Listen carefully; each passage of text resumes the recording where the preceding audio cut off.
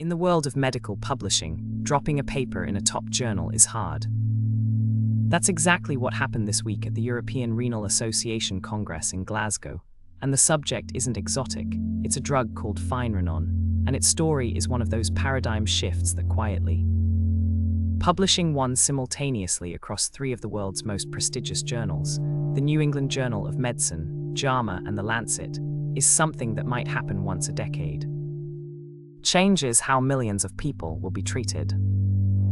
Chronic kidney disease, CKD, affects roughly 850 million people worldwide. That's 1 in 10 of us. Most people with CKD don't have diabetes, yet the only kidney drug with strong evidence for protecting against disease progression was approved specifically for diabetic patients. The other 500+ million non-diabetic CKD patients had virtually no proven treatment. Think of it this way: if you discovered a fire extinguisher that only worked on one type of fire, and the rest of the building was still burning, you'd want to make it work on everything. Finerenone is a non-steroidal mineralocorticoid receptor antagonist, MRA. The mineralocorticoid receptor is a protein found in the kidneys and heart. When it gets overactivated, a process called hyperaldosteronism, it triggers inflammation and fibrosis, scarring, in kidney tissue. This happens across many different forms of kidney disease, not just diabetic nephropathy.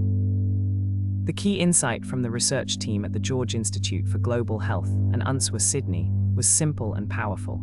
If this receptor is driving damage in multiple types of CKD, blocking it should help regardless of the original cause.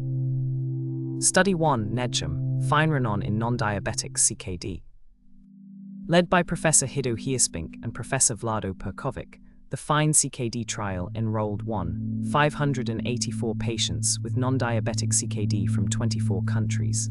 When finerenone was added to standard care, it significantly slowed kidney function decline, reduced the risk of kidney failure, CKD progression, heart failure, or cardiovascular death by 23%. This was published in the New England Journal of Medicine, doi. 10/1056 per NEJM 2,600,4625. Study 2, JAMA, finerenone in glomerular disease.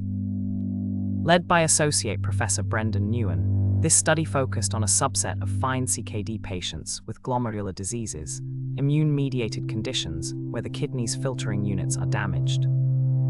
For this group, where treatment options have been scarce, reduced kidney failure or CKD progression risk by 26%, lowered albuminuria, protein in urine, by 42% at 12 months, a key marker of kidney damage.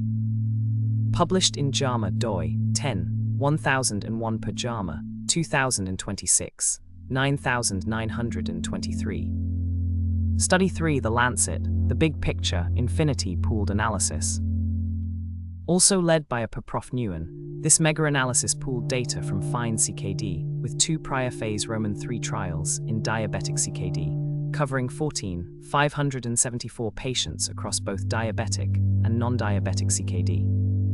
24% reduction in kidney failure or CKD progression, vs. placebo 20% reduction in hospitalization for heart failure or cardiovascular death, 12% reduction in all-cause mortality. These effects were consistent regardless of diabetes status, underlying kidney disease type, or baseline kidney function. Published in the Lancet, doi. 10/1016 per S0140-6736, 26/01009-3. 850 million people have CKD globally. It's already a leading cause of death and disability. It's projected to become the 5th largest contributor of premature death by 2000. And 500 million of those patients don't have diabetes and had no proven kidney protective treatment.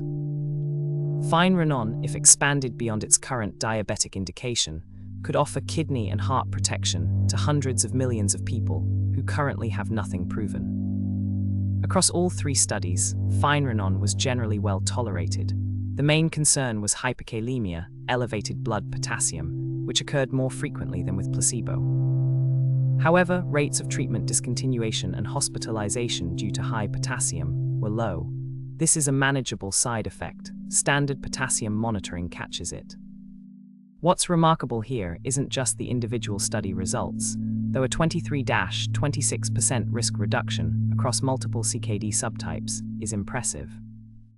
It's the consistency of the signal across 3 independent analyses, published simultaneously in 3 different journals by the same research team. That kind of convergent evidence is as strong as it gets in clinical research. As a Prof. Nguyen put it, expanded use of finerenone in patients with CKD has the potential to meaningfully reduce kidney failure and cardiovascular complications for millions of people worldwide. This is what good science looks like, not a flashy breakthrough, but a drug that works better than we thought, for more people than we thought, published in the most rigorous way possible.